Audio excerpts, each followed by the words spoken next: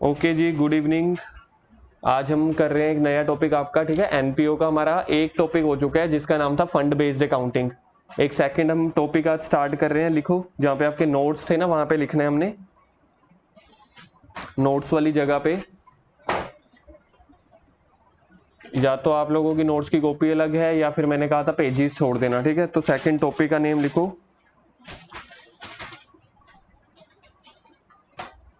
Cost of goods consumed.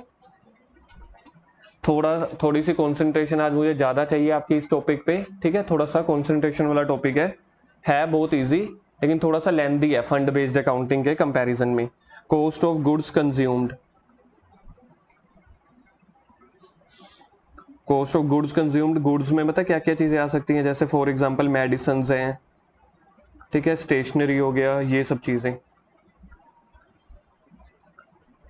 ये हमारा topic का नेम है, cost of goods consumed. Point number 1 इसके अंदर, पॉइंट नंबर 1। चलो पहले मैं आप लोगों से पूछता हूँ, गुड्स हैं, ठीक है। गुड्स का मतलब एसेट्स होती है कि गुड्स अलग चीज होती है?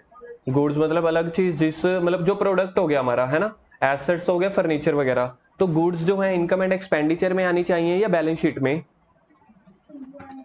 गुड्स जो है वो आपका रेवेन्यू नेचर का एक्सपेंस है या कैपिटल नेचर का? गुड्स जो है वो रेवेन्यू नेचर का एक्सपेंस है। सर कैसे? क्योंकि ये गुड्स तो हम डेली खरीदते बेचते रहते हैं या कंज्यूम करते रहते हैं ना। तो जो चीज फ्रीक्वेंट बेसिस पे होती है तो वो क्या होगी आपकी? रेवेन्यू नेचर की रेवेन्यू नेचर की आइटम होगी, और वो आएगा कहाँ? इनकम एंड एक्सपेंडिचर अकाउंट में। अब देखो, कई बार क्या होता है, पिछले साल की कुछ गुड्स पड़ी हो सकती हैं। जैसे समझ लो इस साल मैंने कुछ गुड्स खरीदी, पिछले साल की भी मेरे पास गुड्स कुछ पड़ी थी। कुछ हो सकता है ऐसे गुड्स जो मैंने कंज्यूम ना की हो, जिसको हम बोलते थे क्लोजिंग स्टॉक, ठीक है। या कुछ ऐसे गुड्स के पैसे हैं जो मैंने पहले ही प्रीपेड दे दिए, मतलब हैं वो अगले साल के पैसे लेकिन मैंने अभी दे दिए। तो हमें क्या करना है इस वाले टॉपिक में, आपको ये देखना है कि एक साल के अंदर अंदर आपने कितनी गुड्स कंज्यूम की। ना हमें ये देखना है कितनी गुड्स परचेज की, ना हमें ये देखना है कि हमने सप्लायर को कितनी पेमेंट दी। ये इससे कोई लेना देना नहीं है इस टॉपिक में। इस टॉपिक का लेना देना है कि एक साल में जितनी आपने गुड्स कंज्यूम की ना, वही आपका एक साल का खर्चा है। और इनकम एंड एक्सपेंडिचर अकाउंट तो करता ही क्या है? करंट ईयर के एक्सपेंसेस या इनकम को रिकॉर्ड करते हैं। अगर फॉर एग्जांपल, अभी ये आपने लिखना नहीं है, मैं वैसे लिख रहा हूं। फॉर एग्जांपल, मैंने सप्लायर को पैसे दिए 1000 रुपीज। ये क्या किया मैंने? पे कर दिए, सच में 1000 पे किए, जिसमें से 800 जो है वो करंट ईयर के हैं। तो 200 कौन से होंगे? या तो प्रीपेड होंगे, है ना, प्रीपेड होंगे, या फिर पिछले साल के भी हो सकते हैं। मैंने इस साल 1000 रुपया दिया, जिसमें से 800 रुपये करंट ईयर का खर्चा है, 200 रुपये प्रीपेड यानी कि अगले साल का। अगर मुझे यहाँ पे देखो इनकम एंड एक्सपेंडिचर अकाउंट बनाना हो, इनकम एंड एक्सपेंडिचर अकाउंट का फॉर्मेट क्या होता है? Debit amount, sorry, expenses amount, incomes amount. तो मेरे जो खर्चे हैं, मैंने गुड्स कंज्यूम की, गुड्स परचेज की, तो ये मेरा एक्सपेंस है या इनकम है?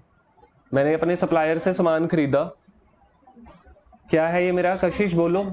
एक्सपेंस है, तो इस साइड आएगा टू गुड्स। या फिर अमाउंट पेड, मैंने अमाउंट टोटल कितनी पे की है? स्क्रीन पे आपके सामने कितनी पे की है टोटल? 1000 जो मैंने पे की है सच में, उसमें से आपको माइनस कर देनी है प्रीपेड 200 रुपीज। तो करंट ईयर का कितना बच गया? 800 रुपए। तो इनकम और एक्सपेंडिचर अकाउंट का रोल ही यही होता है कि आपको सिर्फ करंट ईयर की अमाउंट तक पहुंचनी है। यहाँ तो हमने अभी तक एक चीज माइनस की है ना, तो ऐसे अब पूरा फॉर्मूला चलेगा जहाँ पे 7-8 अमाउंट है टोटल, तो वो आपको याद रखनी है। इसी क्वेश्चन को अगर मैं बीच में जोड़ता हूँ, मेरा एक साल का खर्चा कितना है? 800 रुपए। मैंने 800 रुपए की गुड्स कंज्यूम की, चाहे मैंने अपने क्रेडिटर को 1000 दिया है, ठीक है, कैश पे कर दिया है। तो ये चैप्टर कहता है, इनकम एंड एक्सपेंडिचर अकाउंट कहता है हमें कैश पेड से कोई लेना देना नहीं है।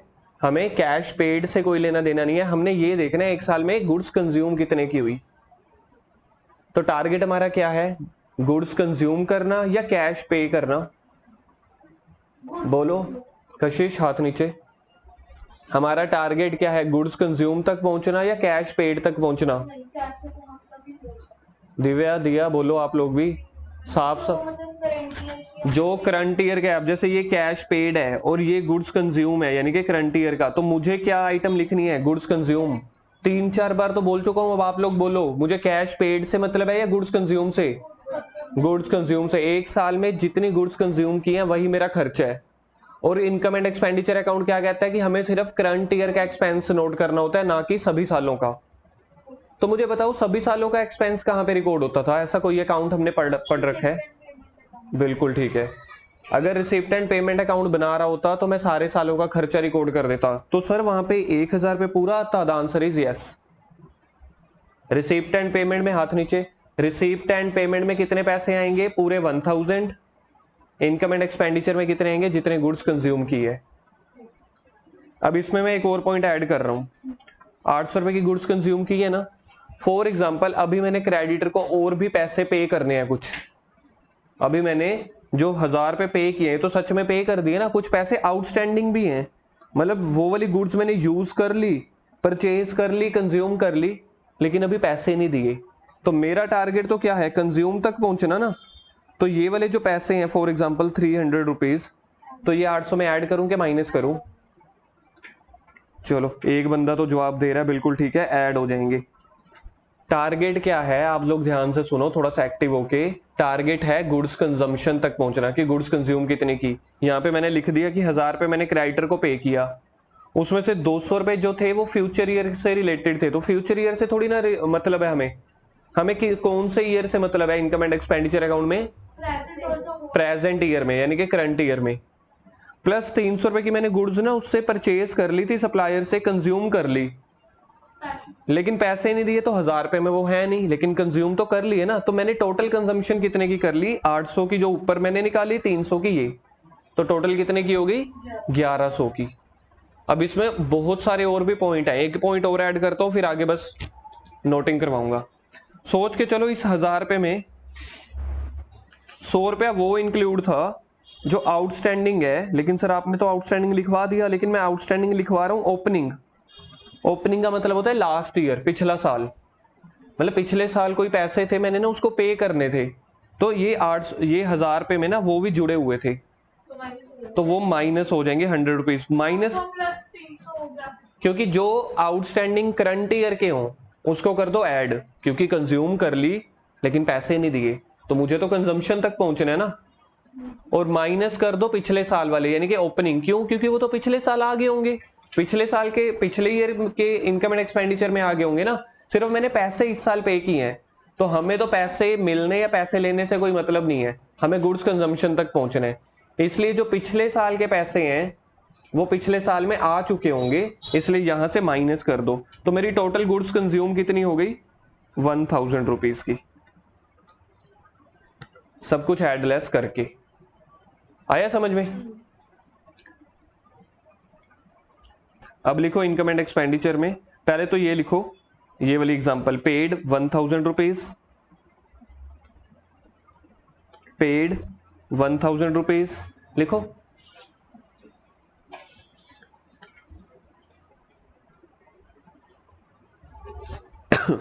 पेड 1000 रुपीज, उसमें से 800 जो है करंट ईयर के हैं, 800 जो है वो करंट ईयर के हैं, तो बाकी जो 200 है वो प्रीपेड। प्रीपेड यानी कि फ्यूचर ईयर के, नेक्स्ट ईयर के हमने पहले ही पे कर दिए। आपको फ्यूचर ईयर का डेटा भी नहीं लिखना इस साल में, पास्ट ईयर का डेटा भी नहीं लिखना, आपको प्रेजेंट यानी कि करंट ईयर के डेटा के ऊपर फोकस करना है। ठीक है, तो इसके नीचे लिखो, अब इनकम एंड एक्सपेंडिचर नहीं बनाना है, इसके नीचे लिखो now only 800 are to be recorded.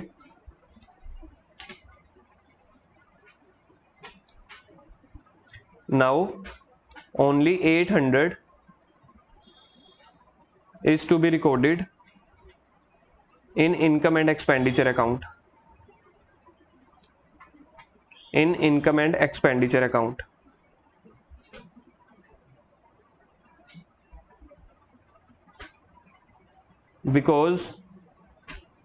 because we have to record only current year expenses, because we have to record it, we have to record only current year expenditure.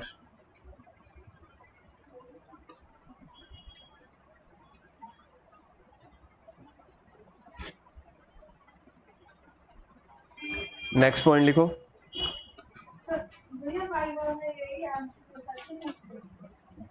Viva की तैयारी करवाऊंगा special अलग से आपको। जो चीजें अभी मैंने पूछी है ना, ठीक है, आज जितनी भी हमारी एनपीओ की चैप्टर की डिस्कशन हुई, या मान के चलो पूरे वाइवा में ना 20% क्वेश्चन इसी में से पूछे जाते हैं कि रेवेन्यू नेचर क्या है, कैपिटल नेचर क्या है, इनकम एंड एक्सपेंडिचर अकाउंट में क्या रिकॉर्ड करते हैं, रिसिप्ट एंड पेमेंट में। तो इनकम एंड एक्सपेंडिचर में सिर्फ करंट ईयर की आइटम्स, और रिसिप्ट एंड पेमेंट में बोलो, रिसिप्ट एंड पेमेंट में सभी सालों की आइटम्स। इनकम एंड एक्सपेंडिचर में ओनली करंट ईयर की, रिसिप्ट एंड पेमेंट में सिर्फ सभी सालों की। इनकम एंड एक्सपेंडिचर में सिर्फ revenue nature, receipt and payment में रेवेन्यू प्लस कैपिटल नेचर। देखो, goods consumed is of revenue nature expenses, goods consume is of revenue nature expenditure, hence recorded in income and expenditure account.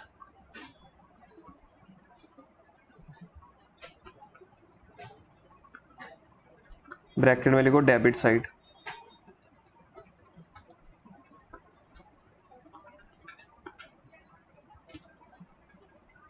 In this topic, next point, in this topic we have to calculate, in this topic we have to calculate goods consumed during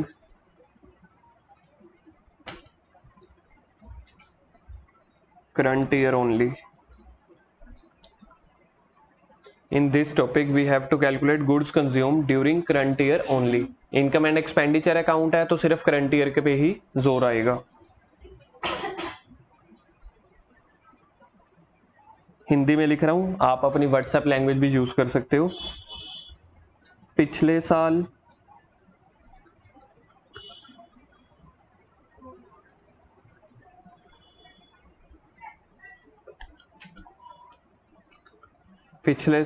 and future की तो मेरे को हिंदी याद नहीं है। पिछला साल, भविष्य साल, पर भविष्य साल लिख नहीं सकते। एंड अगला, पिछले साल एंड फ्यूचर ईयर को के सभी इफेक्ट को, हाँ चलो जो भी है अब लिख लो, के सभी इफेक्ट्स को रिमूव करना होता है। तो ठीक तो है। ऐसी लैंग्वेज में कोई आपको लगता है कोई टीचर लिखवाएगा, कोई स्कूल वाले या कोई ट्यूशन वाले? या तो पूरी अंग्रेजी या तो सीधा क्वेश्चंस। ये आपको तो लिखवा रहा हूं क्योंकि +2 की क्लासेस हैं, आपको लास्ट में यही चीजें काम आएंगी वाइवा के टाइम पे। मैंने तो जो नोट्स तैयार किया मैंने उसमें हिंदी लिख दिया, आप सोच के देख लो कितना, मतलब मैं, हाँ अभी देखो दिखाऊंगा आप लोगों को, अभी मैं देखो छोड़ दो, दिखाऊंगा वो भी अभी आप लोगों को। पिछले साल एंड फ्यूचर ईयर के सभी इफेक्ट को रिमूव करना होता है। रिमूव करने का मतलब डिडक्ट करना, माइनस करना या ऐड कर देना? निकालना। रिमूव करना मतलब माइनस करना कि प्लस करना? Minus, that is minus.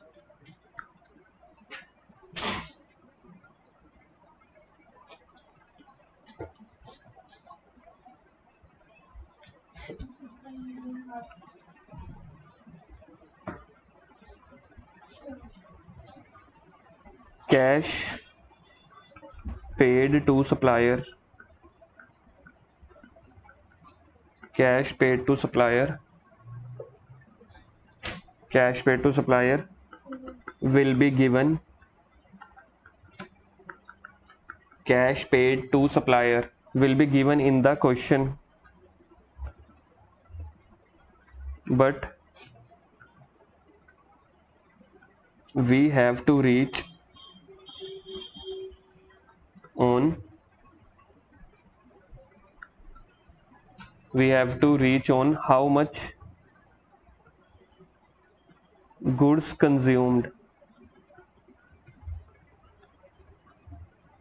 during the year. Cash paid to supplier will be given in the question, but we have to reach on how much goods consumed. कर दो इसको, डिब्बे में डाल दो इसको, goods consumed को during the year, because those goods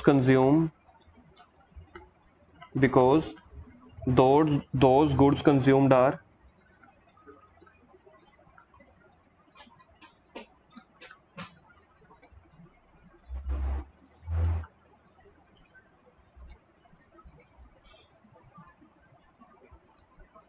expenditure of business, expenditure of NPO, and note the cash paid. ये वाला पॉइंट किसको समझ में आया है? वैसे मैंने पहले एक्सप्लेन कर दिया, कैश पेड के ऊपर फोकस करना है या गुड्स कंज्यूम के ऊपर? कैश पेड आपको क्वेश्चन में दिया होगा तो उससे आपको गुड्स कंज्यूम तक पहुंचना है, तो उसका फॉर्मूला हम देख रहे हैं। अब लिखो फॉर्मूला ऑफ गुड्स कंज्यूम्ड। अब शुरू हो रहा है आपका अच्छे वाला फॉर्मूला, ध्यान से देखते चले जाना।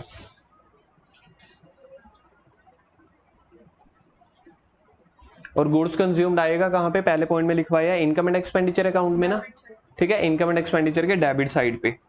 अभी के लिए मैं फॉर्मूला लिखवा रहा हूँ, अल्टीमेटली ये फॉर्मूला आएगा कहाँ? मैं अभी देखो, अगर मैं ये इनकम एंड एक्सपेंडिचर बना रहा होता हूँ ना तो फॉर्मूला यहाँ पे आएगा, सारा फॉर्मूला यहाँ पे। अभी के लिए मैं इनकम एंड एक्सपेंडिचर अकाउंट नहीं बना रहा, सुन लो, अभी ये फॉर्मेट मत बनाओ। अभी के लिए मैं आपको सिर्फ एक वो वर्किंग बनवा रहा हूँ, लेकिन आपको याद रखना है आएगा इस तरफ, ये इनकम एंड एक्सपेंडिचर के इस तरफ। अभी मेरे को स्पेस ज्यादा यूज करनी है, इसलिए मैं पूरा इनकम एंड एक्सपेंडिचर नहीं बना रहा, सिर्फ एक स्टेटमेंट बना रहा हूँ। तो सबसे पहले क्वेश्चन में क्या दिया होगा, लास्ट पॉइंट पढ़ के देख लो। सबसे पहले क्वेश्चन में क्या गिवन होगा देखो, अभी अभी लिखवाया ऊपर वाला पॉइंट, पढ़ के बताओ मुझे, नहीं तो मैं आगे स्टार्ट नहीं करने वाला। सबसे पहले दिया होगा कैश या अमाउंट पेड टू सप्लायर, बिल्कुल ठीक है, लिखो अमाउंट पेड टू सप्लायर। मैं फिगर भी लिखता चला जाता हूं ताकि आपको थोड़ा सा जल्दी समझ में आ जाए। अमाउंट पेड टू सप्लायर, याद रखना ये तो पैसे हैं जो मैंने अपने सप्लायर को दिए हैं। हो सकता है मैंने 1 रुपए की भी गुड्स कंज्यूम ना की हो सकता है 1000 से ज्यादा की कंज्यूम की हो सकता है पूरे 1000 की। कैश पेड कभी भी गुड्स कंज्यूम नहीं होता। सोच के देखो, मैंने अपने सप्लायर को 1000 रुपए दे दिए, लेकिन मैंने उससे सामान सिर्फ 300 रुपए का ही लिया है, या हो सकता है 1 रुपए का भी नहीं लिया, या हो सकता है 2000 का ले लिया। तो कैश पेड और गुड्स कंज्यूम, ठीक है, ये पूरा चैप्टर इसी बेस पे चलेगा। कैश पेड अलग चीज है, गुड्स कंज्यूम्ड अलग। अब मेरे को पहुंचना कहां से कहां पे है, एक बार बता दो मुझे कहां से कहां तक पहुंचना है? कहां से? कशिश बोलो थोड़ा सा। कैश पेड से गुड्स कंज्यूम तक पहुंचना है। कशिश आप दोनों बोला करो थोड़ा सा, क्लास में ऐसे जोश कैसे रहेगा? हाँ, अब मैंने अमाउंट पे कर दी सप्लायर को, 1000 रुपए मैंने सच में पे कर दिए। अब मुझे ऐड करना है, इसमें ऐड कर रहा हूं। सोच के चलो 31 मार्च को बनती है ये चीज ना, ऑब्वियस है ड्यूरिंग द ईयर अगर मैंने कंज्यूम किया तो साल के आखिरी दिन पे ही तो बनेगी। अगर मैंने साल के आखिरी दिन अभी क्रेडिटर को थोड़े और पैसे पे करने हैं, गुड्स कंज्यूम कर ली थी लेकिन पैसे पे करने हैं, ऐड करूं या लेस? मैंने ना गुड्स कंज्यूम कर ली, मैंने उससे सामान ले लिया, अभी तक पैसे पे नहीं किए, उधार पे ले लिया मतलब, तो मैं क्या कर दूंगा? ऐड। ऐड इसको लिखते हैं creditors outstanding, creditors outstanding at the and, और इसको ब्रैकेट में लिखते हैं हम क्लोजिंग आउटस्टैंडिंग। क्लोजिंग का मतलब होता है ये साल खत्म हो रहा है ना, तो इसको बोलते हैं क्लोजिंग। क्लोजिंग आउटस्टैंडिंग का सर दूसरा नाम भी बता दो, करंट ईयर आउटस्टैंडिंग, ठीक है, लेकिन करंट ईयर आउटस्टैंडिंग बोला नहीं जाता, क्लोजिंग आउटस्टैंडिंग बोला जाता है। तो इसमें मैं ऐड कर रहा हूं फॉर एग्जांपल 500 रुपए। तो अब तक मेरे को देख के क्या लग रहा है, मैंने 1500 की गुड्स कंज्यूम की हैं। सोच के चलो, अगर मेरे कुछ क्रेडिटर ऐसे हैं, मैंने पे कितने किए हैं अभी तक इस साल? नहीं, पे कितने की है? पे तो 1000 ही रहेगा। आप जितना मर्जी ऐड लेस कर लो, पे तो 1000 ही की है ना। इस 1000 रुपए में से ना 200 रुपए पिछले साल के थे। पिछले साल भी मैंने उधारी खड़ा ली, मैंने कहा यार अगले साल दे दूंगा, तो मैंने इस साल 1000 रुपए दिए, जिसमें से 200 रुपए पिछले साल से रिलेटेड थे। तो मुझे तो करंट ईयर का खर्चा देखना है ना दिव्या, यहाँ पे मुझे तो करंट ईयर का खर्चा देखना है ना। तो पिछले साल के 200 रुपए हैं, वो मैं यहाँ से 1000 से माइनस करूं कि ऐड करूं? ध्यान से सुनो कशिश, ध्यान से सुनो। मैंने 1000 रुपीज पे किए हैं ना, 1000 रुपीज पे किए हैं। इसमें से 200 रुपए ऐसे थे जो पिछले साल से रिलेटेड थे। पिछले साल ना मैं उसको देना भूल गया था, या मैंने उधार पे सामान लिया था, मैंने कहा तेरे को ना अगले साल दे दूंगा। हाँ, तो अब दिमाग चला ना। पता है दिमाग आपका कब चलता है? जब आप ध्यान से थोड़ा सा भी सुन लेते हो ना, 5 सेकंड, आपको पता चल जाता है इस साल माइनस क्यों होने हैं, क्योंकि पिछले साल का खर्चा है। और अभी अभी मैंने ऊपर क्रक्स में आपको, हमें करंट ईयर का देखना है तो पिछले साल का माइनस कर दो।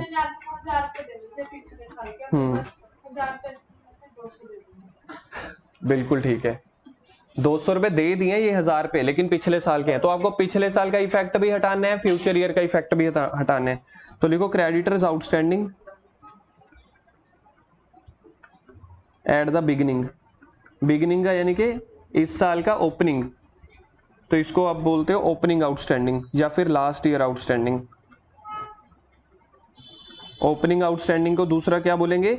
लास्ट ईयर के आउटस्टैंडिंग। लिख लो लास्ट ईयर के थे खर्चे, तो ये माइनस कर देंगे। तो मैं ब्रैकेट यूज कर रहा हूं, देखो 200 रुपये, मतलब 1000 रुपया मैंने दे दिया, 500 रुपया और देना है, तो मैंने तो गुड्स कंज्यूम 1500 की कर ली थी, लेकिन उसमें से पता चला 200 रुपये तो भाई पिछले साल के थे। तो अभी तक मुझे क्या लग रहा है कि मैंने 1300 की गुड्स कंज्यूम की हैं, लेकिन अभी तो कहानी शुरू हुई है, तो ऐसे अभी 4-5 और चलेंगे। अच्छा, अब इसमें सोच के बताओ, 1000 रुपीज में से हमेशा फोकस आपने इसके ऊपर करना है, पेड के ऊपर। 1000 रुपए में से ना 300 रुपए वो थे जो मैंने फ्यूचर ईयर के पहले ही दे दिए, तो इसको बोला जाता है प्रीपेड। तो प्रीपेड फ्यूचर ईयर के हैं या करंट ईयर के? फ्यूचर ईयर के, तो इसमें से माइनस कर देंगे। तो माइनस करो क्लोजिंग प्रीपेड, नहीं नहीं नहीं, क्लोजिंग प्रीपेड या फिर एडवांस पेड, माइनस कर देंगे। माइनस क्यों कर रहे हैं? क्योंकि ये फ्यूचर ईयर से रिलेटेड है, मुझे पास्ट ईयर का इफेक्ट भी हटाना है, फ्यूचर ईयर का इफेक्ट भी हटाना है। अभी तो और चलेगा। अब इसमें करना है ऐड। क्लोजिंग प्रीपेड माइनस कर दिया है, तो इसका अपोजिट होता है ओपनिंग प्रीपेड। सोच के देखो, ओपनिंग प्रीपेड क्या होता है? पिछले साल का प्रीपेड। पिछले साल ना हमने कुछ पैसे पहले ही दे दिए थे, बिल्कुल करेक्ट, लेकिन है तो वो इस साल के ना, गुड्स तो इस साल कंज्यूम किए, तो ऐड कर दोगे। चाहे हमने पे पिछले साल किए थे, लेकिन इस साल से रिलेटेड थे, तो इस साल से रिलेटेड वाली आइटम्स ऐड करनी है, पास्ट और फ्यूचर से रिलेटेड आइटम्स माइनस करनी है। सिर्फ इतना सा क्रक्स है। तो प्लस कर दो ओपनिंग प्रीपेड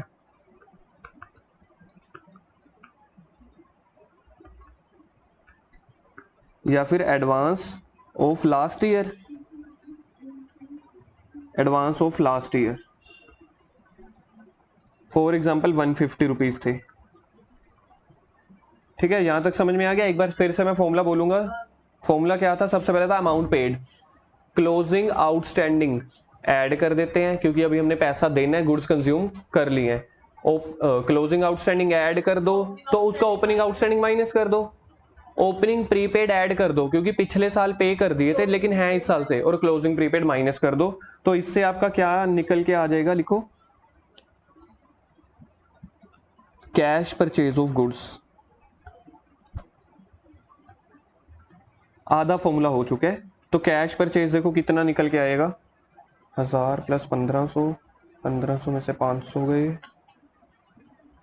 1000, 1150। मतलब अभी तक मुझे ये लग रहा है कि मैंने इतने की गुड्स कंज्यूम किए हैं, परचेज किए हैं। कैश परचेज है, तो सर इसमें नहीं, सॉरी, ये कैश परचेज नहीं है, ये क्रेडिट परचेज है, माई मिस्टेक। तो इसमें ऐड कर दो कुछ परचेज। अगर मैंने कैश परचेज की हो, कैश परचेज से मेरा स्टॉक बढ़ जाएगा ना। मैंने जितना सामान खरीदा 1150 का खरीदा, कुछ कैश परचेज भी खरीदा था, वो भी ऐड कर दो। कैश परचेज फॉर एग्जाम्पल 250 था, और अगर मैंने कोई गुड्स सेल की हो, मेरा स्टॉक कम हो जाता है कि बढ़ जाता है? गुड्स सेल करने से, परचेज करने से स्टॉक आता है, तो सेल होने से स्टॉक कम हो जाएगा। सेल ऑफ गुड्स,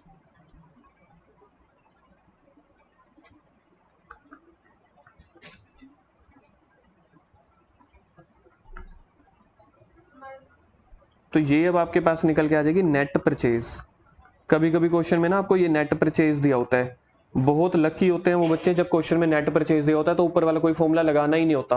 अब बस नीचे 2 आइटम है, फिर बच्चों को सिर्फ वो फॉर्मूला लगाना होता है। लेकिन बच्चे इतना याद करके जाते हैं, क्वेश्चन परचेज दे देते हैं, वो फिर भी ये सारा फॉर्मूला याद करके जाते हैं, कहते हैं हमें तो आता था, हमने लगा दिया। तो ऐसा नहीं करना, पक्की बात है ना। 1350। तो अभी तक मेरे को लग रहा है कि मैंने ना गुड्स इतने का खरीदा है, नेट परचेज। सर कब खत्म होगा? बस अभी 2 पॉइंट फिर खत्म।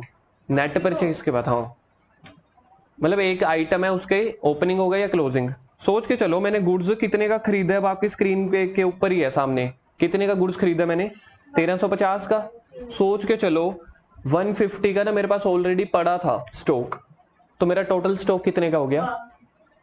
पड़ा था 1350 का मेरे पास अभी है ना सामान, नया नया सामान आया, देखो ये मेरे पास 1350 का है, 150 रुपए का मेरे पास और पड़ा था, तो 1500। तो इसको बोलते हैं ओपनिंग स्टॉक। तो ओपनिंग स्टॉक को क्या कर दोगे? ऐड,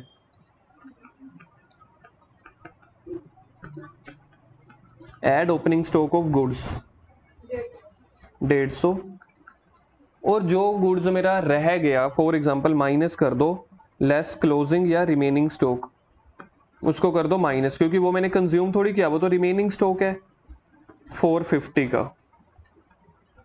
तो बताओ मैंने कितना गुड्स कंज्यूम कर लिया होगा? कितना? 1150 नहीं आएगा, 1050 आएगा। कशिश ऐसी बात है, फिर यारी दोस्ती खराब करोगे अकाउंट्स के साथ। तो इसको लिखते हैं गुड्स कंज्यूम्ड।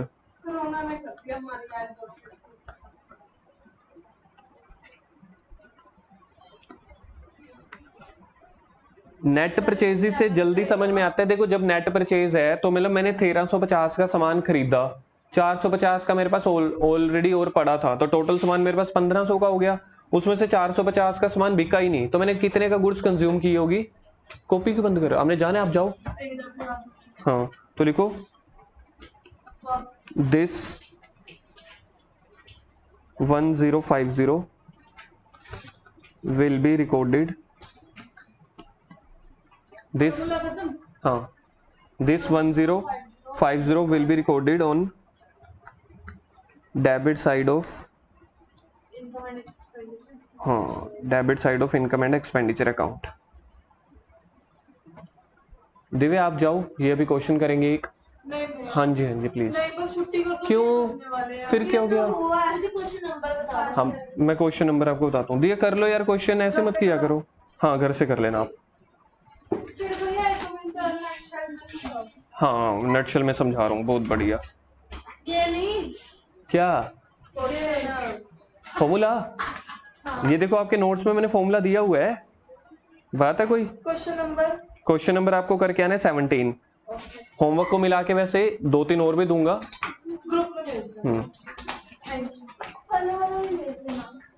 हाँ जी भेज दूंगा।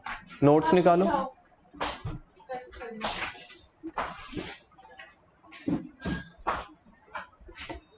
नोट्स खोल लो कशिश, देखो यहाँ पे मैंने आपको, ताकि आपको नोट्स की भी थोड़ी सी अंडरस्टैंडिंग हो जाएगी। ये है पेज नंबर, ओहो पेज नंबर लिखने भूल गया मैं, तो बस कुछ ना कुछ गलतियां होती हैं। क्वेश्चन नंबर 17 के ऊपर है।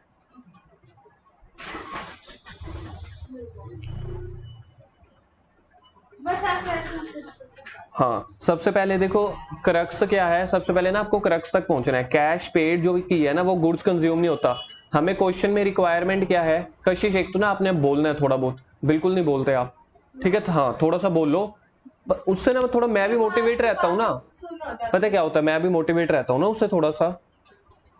तो क्या होता है फॉर्मूला ऑफ गुड्स परचेज, मतलब कि आपको गुड्स कंज्यूम तक पहुंचना है, क्योंकि इस चैप्टर की ना रिक्वायरमेंट है जो गुड्स कंज्यूम की है ना हम तो उसी को खर्चा मानेंगे, हम पूरे गुड्स परचेज को भी नहीं मानेंगे। तो सबसे पहले मेरे को ये देखना है कि मैंने कितनी अमाउंट पे की है सप्लायर को।